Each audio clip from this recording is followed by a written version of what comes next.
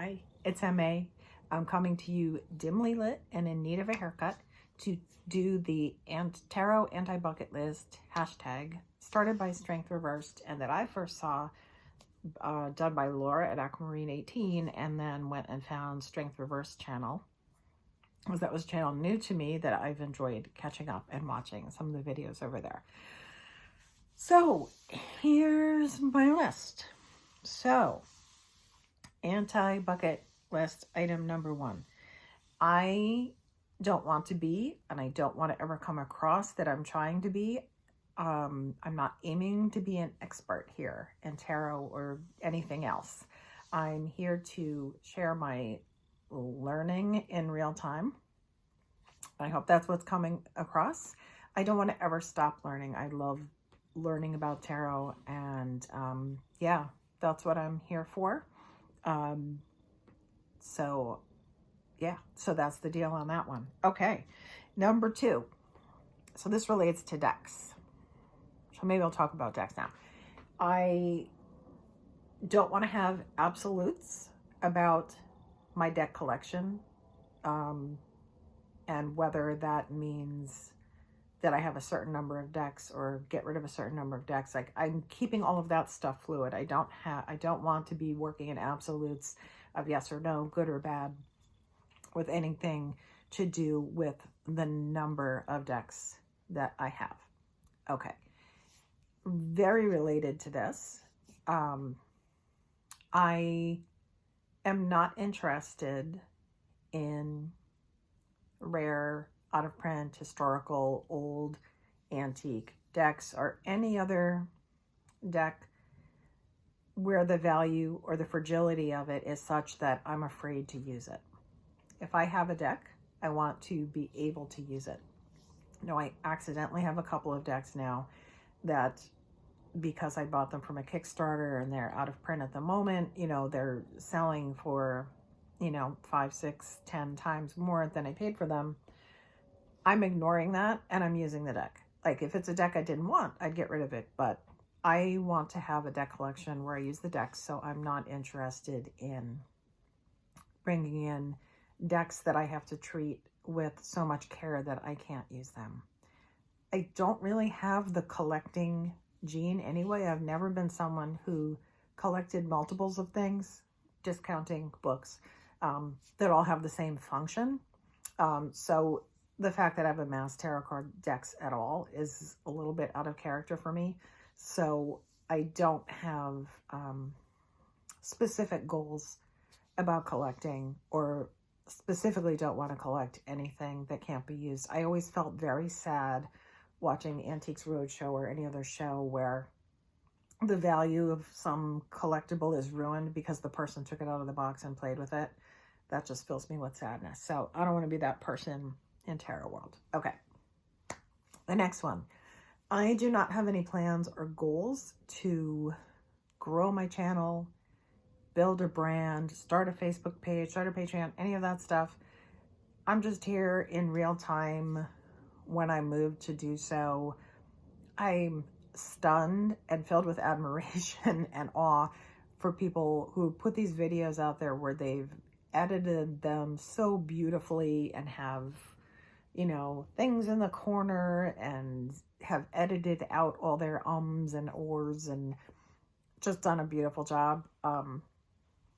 That's not going to be me. I am just here in real time. I'm hoping to just keep it honest.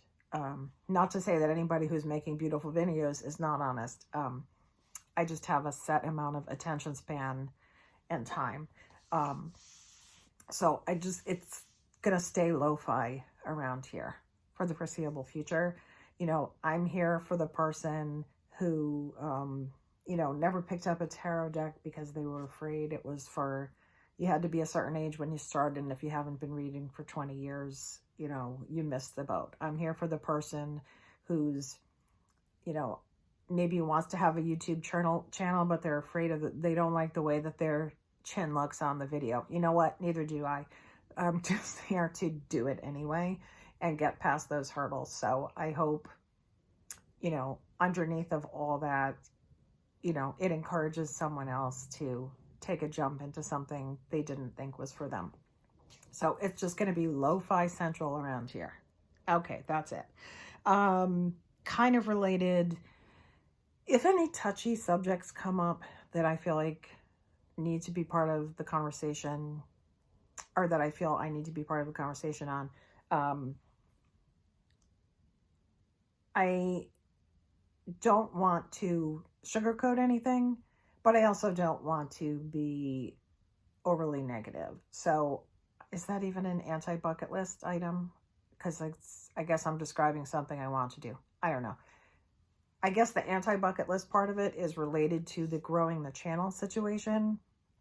I may have an unpopular opinion, and as long as I feel I can express it maturely and clearly and not obnoxiously, I don't want to be afraid to do that, thinking that, oh, X amount of people might unsubscribe from me if I express that. So I don't want to find myself in that position. And that's something I may have to work with myself about, because related to the not growing the channel, I've had to train myself to not get caught up in the validation matrix of looking at the views and looking at the YouTube, whatever they call it in YouTube Studio, the data metrics. I don't want to get caught up in that. And I had to notice that was something I was looking at and just kind of back away from it.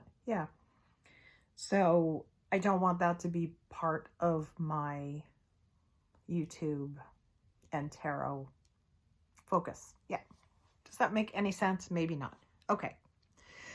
I don't have any plans to turn my tarot life into a business of any kind. I don't plan to monetize it.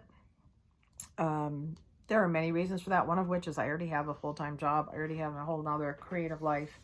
I don't think I have the skills at this point to be charging for readings. And I'm fine just being a student of, an enjoyer of, and lover of tarot for right now.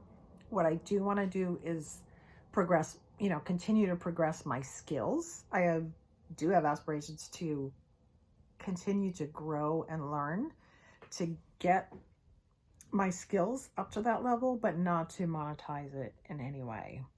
Kind of related to that, while I'd love to be reading for more people, I don't want to offer those readings in a space where it's going to step on anyone else's toes who is in that space reading for a business and for whom tarot is their livelihood. Now, I am no threat to the tarot business out there with my free readings, but when I do read for friends or sometimes people in the creative community, if I notice there's other people in that space who offer the same service that I'm willing to offer for free, but they're offering it as their livelihood, I'll kind of back away and not put the free offer out there. So I'm doing that funny dance of, wanting to get the practice time in of reading for people, but I don't want to be, I don't want to be deflecting business away for anyone that's out there in that same space, trying to make a living at it, I guess. Yeah. Is this the last one? Okay, the last one is, I don't want to forget or lose sight of the fact that I'm just here because I love tarot. If I start noticing that the joy is falling away, then I need to stop and reevaluate. Yeah. Does that make any sense? I don't know if that makes any sense. But that's where I came out on this. And I'm trying to puzzle over the idea. Like, I know what a bucket list is, but a bucket is a physical object. So if a bucket list is like, if you had it, I guess it's before you kick the bucket. Where does that come from? See, now I'm going to puzzle over this. The bucket list. So what's an anti-bucket? Is it a bucket that you turn upside down. I don't know. I got to go think about that some more. Okay. That's all I got. Talk to you later. Thanks for stopping by.